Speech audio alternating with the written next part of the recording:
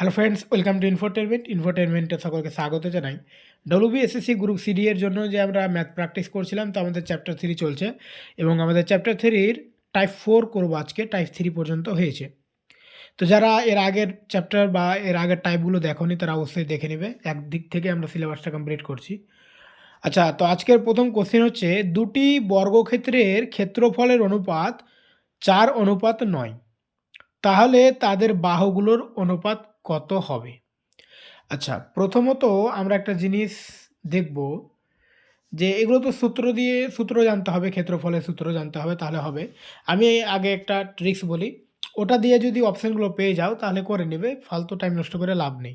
যেমন এখানে 4:9, তো 4-এর সম্পর্ক অবশ্যই 2-এর সঙ্গে বা 4-এর সঙ্গে, ঠিক আছে? তো 2 আর 4 এখানে রয়েছে কোথায়? অপশান সি আর ডি, ঠিক আছে? তার মানে অপশান এখানে এ আর বি হবে না। আচ্ছা, এক হতে পারে। তো আরেকটা জিনিস দেখে নিবে যে 4-এর সঙ্গে 2 কখন?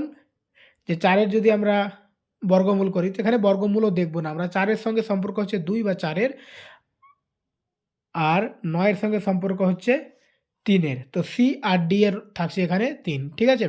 তো একটু দেখে নাও যে 2-এর বর্গ হচ্ছে 4, 3-এর বর্গ হচ্ছে 9, অপশন সি হচ্ছে অ্যান্সার।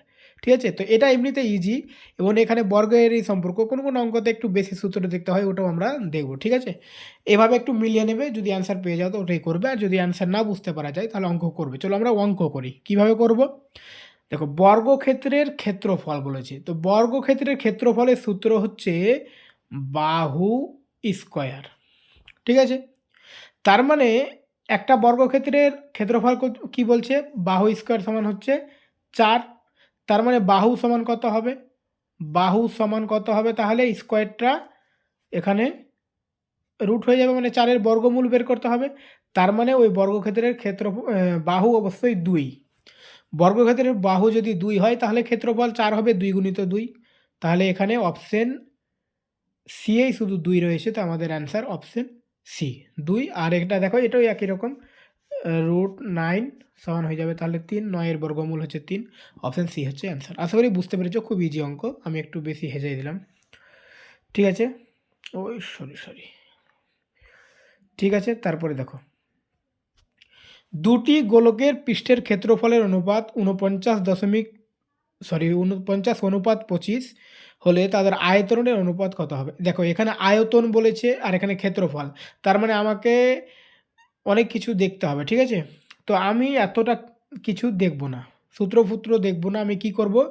49-এর সঙ্গে কিসের সম্পর্ক আছে? 49-এর সঙ্গে অবশ্যই 7-এর সম্পর্ক আছে, আর 49-এরও সম্পর্ক আছে, ঠিক আছে? তো এখানে 7-এর সম্পর্ক অপশানগুলোতে দেখব। দেখো, 64 কিন্তু 7-এর দিয়ে কোনো দিক দিয়ে কোনো সম্পর্ক নাই। চাচাতো মামাতো ফুফাতো কোনো দিক দিয়ে নেই, ঠিক আছে? মানে 7-এর গুণিতক নয় এরা। তাহলে 343 আর 343 দুটো হচ্ছে 7-এর কিউব হবে আর কি, গুণিতক। ধরে নাও 7কে 3 বার যদি 3টে 7কে গুণ করো তাহলে 343 হবে। ঠিক একই রকম 25-এর সম্পর্ক অবশ্যই আছে 5-এর সঙ্গে, 5-এর গুণিতক। ঠিক এখানে দেখো, 25-এর সম্পর্ক 125-এর সঙ্গে আছে, এটার সঙ্গে মানে 64-র সঙ্গে নেই। তাহলে অপশন এ হচ্ছে অ্যান্সার। হয়ে গেল, সূত্র আমাদের এখানে দরকার পড়লো না। এবার যদি আমরা এটা সূত্র দিয়ে করতে যাই তাহলে কি হবে? তো পৃষ্ঠের ক্ষেত্রফল বলেছে 49, তো আমরা 49-এর বের করবো আর কি, বর্গমূল বের করব। আমি এখানে সলিউশনটা এখানে নিয়ে এসেছি। দেখো, গোলকের পৃষ্ঠের ক্ষেত্রফল হচ্ছে 4 পাই আর স্কোয়ার। এত কিছু আমাদের জানতে হবে কিন্তু এই অঙ্ক করার জন্য, ঠিক আছে? এইভাবে 4 পাই আর স্কোয়ার দুই জায়গায় লিখতে হবে, 4 পাই স্কোয়ার, ঠিক আছে? লিখে এখানে এপারে 4 পাই, এপারে 4 পাই কাটো, এপারে 4 পাই, এপারে 4 পাই কাটো। এখানে আর একটা আর স্কোয়ার সমান হচ্ছে 49, এখানে 125।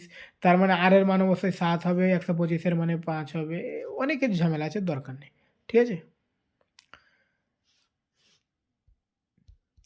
এখানে অনেক কিছু দরকার আছে, আমরা এটা দেখব না, ওকে?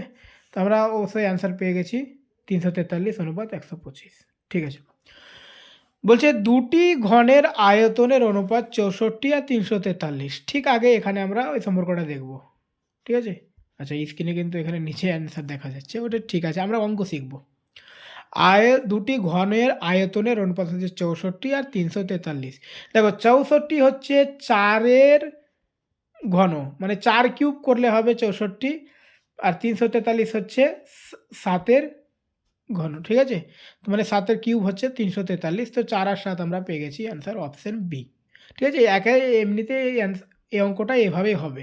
মানে যেহেতু এখানে আয়তন চেয়েছে আর এখানে বাহু বলেছে, তো বাহুকে আমরা যদি কিউব করি তাহলে আয়তন হবে। ঠিক আছে? তো এখানে আমরা কিউবটা মানে ঘনমূল বের করে নিলাম, 4 আর 7 অ্যান্সার হয়ে গেল। চলো। আর না হলে এই যে সম্পর্ক একটু দেখতে হবে, গুণিতক ফুণিতক আছে কিনা, সূত্র না জানা থাকলে। আচ্ছা, এখানে দেখো, একটি বর্গের কর্ণ এবং তার বাহুর অনুপাত কি হবে যখন তার বাহু 15 সেমি। আচ্ছা, এখানে আমি যদি 15 সেমিটাকে না ধরি, যদি এখানে অঙ্কই না দিত যে 15 সেমি নেই, তাহলে কি হতো? এই পর্যন্ত যদি অঙ্ক থাকতো যে বর্গক্ষেত্রে মানে কি বলেছে, কর্ণ ও তার বাহুর অনুপাত কি হবে। তো কর্ণ মানে হচ্ছে √2 গুণিত বাহু। ঠিক আছে? √2 গুণিত বাহু মানে হচ্ছে কর্ণ, আর এখানে শুধু বাহু বলেছে, তো এখানে বাহু লিখে দাও। তো বাহু বাহু কেটে দাও, এবারে √2 থাকলো, আর এখানে বা কিছু নেই মানে 1, তাহলে অপশান ডি হচ্ছে অ্যান্সার। ঠিক আছে? এখানে 15 দরকারই পড়ে না। এবার যদি 15টাকে নিয়ে কাজ করি, তো এই যে √2 গুণিত 15 অনুপাত 15, তো ওখানে বাহু বাহু কাটছিলাম, এখানে 15 কাটবো, হয়ে গেল। চলো, দুটি পরিমাণের যোগফল তাদের পার্থক্যের 6 গুণের সমান, তাহলে উভয় পরিমাণে অনুপাত নির্ণয় করুন। তো এখানে এক্স ওয়াই ধরে করতে পারি, করব না এক্স ওয়াই ধরে, অপশান টেস্ট করব। বাচ্চা ছেলের মতো অঙ্ক করে লাভ নেই, অপশান টেস্ট দেখো কি বলছে, দুটি পরিমাণের যোগফল। দেখো 5 আর 2 যোগ করো তো হবে 7, আর তা কি বলছে, তাদের পার্থক্য মানে বিয়োগফল, বিয়োগফলে 6 গুণ। ঠিক আছে? আর 5 আর 2 যদি বিয়োগ করি তো হবে 3। 7 কি 3-এর 6 গুণ হবে? হবে না, বাদ দাও, অপশান বাদ। 7 আর 5 যদি যোগ করো তো হবে 12, আর 7 5 বিয়োগ করলে হবে 2। 12 কিন্তু 2-এর 6 গুণ, তার মানে এটা হতে পারে। বাকি অপশানগুলো দেখে নাও। 7 আর 3 হচ্ছে 4, আর এদিকে 4, 7 3 10, আর বিয়োগ করলে 4, তো 10 4 হবে না, যোগ করলে 10, বিয়োগ করলে 4 হবে না, বাদ দাও। 4 আর 9 13, আর 5 হবে না, বাদ দাও। এটা কেন দেখতে বললাম বলো দেখি? অপশানগুলো কোনো সময় থাকে যে ওই মানে যে কথাটা বলেছে ওই অনুযায়ী দুটো অপশন হয়ে যায় কোনো সময়, তখন আমাদের ভালোভাবে এক্স ওয়াই ধরে অঙ্ক করতে হবে। ঠিক আছে? আর যদি এই অঙ্কটা এক্স ওয়াই ধরে করতে যাও, তাহলে কি বলছে দেখো, দুটি পরিমাণের যোগফল তাদের পার্থক্যের 6 গুণ। ধরে নিলাম একটি হচ্ছে এক্স, একটা হচ্ছে ওয়াই। এটাও শিখে রাখি, এটা তো শর্টকাট কাজে লেগে যাচ্ছে। যদি কোনো সময় আমরা দুটো অপশানে এরকম পেয়ে যাই বাই চান্স, তখন কি করব? তো এক্স ওয়াই এটা কার 6 গুণ বলছে, যে এক্স মাইনাস ওয়াই, মানে এই বিয়োগটার 6 গুণ। এই বিয়োগটাকে আমরা যদি 6 দিয়ে গুণ করি, তাহলে এক্স প্লাস ওয়াই এর পরিমাণটা হবে, মানে দুটো সমান হবে। এবার এখান থেকে এক্সের মান আর ওয়াইয়ের মানটা বের করতে হবে, সমীকরণ করতে হবে। 6x, সরি, এখানে এক্স প্লাস ওয়াই, এটা 6x মাইনাস 6y গুণ করে দিলে, এক্স দিকে একদিকে করো, এক্সটাকে যদি একদিকে করি তাহলে এখানে ধরো এক্স মাইনাস 6x আর মাইনাস 6y, আর এটা মাইনাস ওয়াই। ঠিক আছে?